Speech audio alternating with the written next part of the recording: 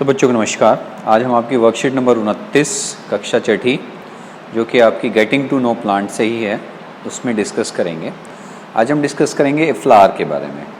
Flower is the most beautiful and colourful part of a plant. आपने देखा होगा कि एक प्लांट की जो अट्रैक्टिव चीज़ है जो अट्रैक्ट करता है प्लांट हमें अपनी तरफ, it is because of flower. Now how the flower is attach to the plant, it is with the help of pedicel, जो जिससे वो अटैच होता है plant. There are main 4 parts of a plant. One is sepal, petal, stem, pistil और also known as carpel. Sepals क्या होते हैं? जो green leaves होती हैं उनको sepals कहा जाता है, वो कि bird को जो है protect कर रही हैं, और they form the outermost wall of a flower. सबसे बाहर का हिस्सा जो flower का होता है वो बनाते हैं। Petals जो bright color की colorful जो leaves होती हैं उनके अंदर एक अपनी फ्रेगनेंस होती है, अट्रैक्शन होती है, जिसकी वजह से इंसेक्ट्स आते हैं पॉलिनेशन के लिए, और these are the second whorl, मतलब दूसरा हिस्सा। पिस्टल एंड कार्पल जो है female reproductive part of flower होता है। इस consist of ovary, style and stigma. 3 parts होते हैं उसके अंदर, आप देख रहे हो यहाँ पे, और this is the female reproductive part. Stamens male reproductive part. Each stamen consist of stalk and filament, you can see from here, and it is having the pollen bag also. Now flower के functions क्या हैं? It is the reproductive part of a plant. It help brightly coloured petals जो कि attract करते हैं pollination के लिए, और पोलिनेशन होने के बाद फ्लावर किस में चेंज हो जाएगा? सीड्स के अंदर, नेक्स्ट जनरेशन के लिए। पौधों को जानिए में आप देखेंगे कि फूल पौधे का सबसे खूबसूरत और रंगीन भाग होता है, और ये छोटे डंठल की सहायता से जुड़ा हुआ होता है। एक फूल के अंदर 4 चीज़ें होती हैं: बाह्यदल, पंखुड़ी, पुंकेसर और स्त्रीकेसर।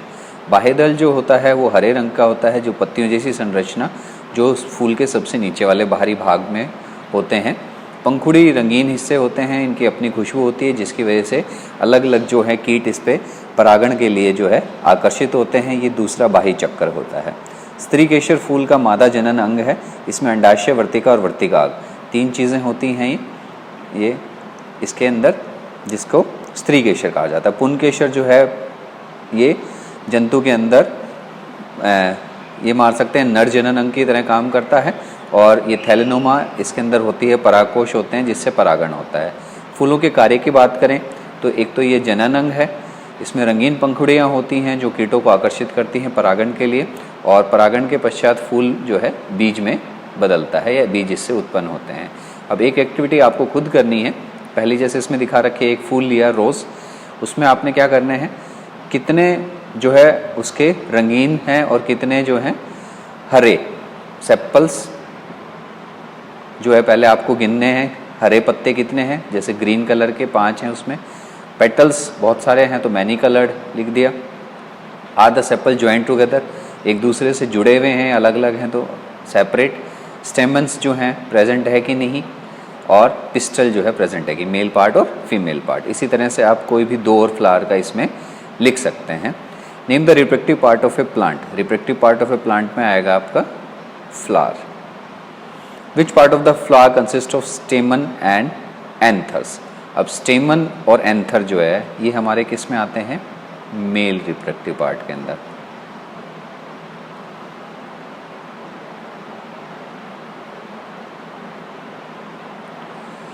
या आप जो है इसकी जगह इसमें स्मॉल में जो है स्टेमन जो है लिख सकते हैं।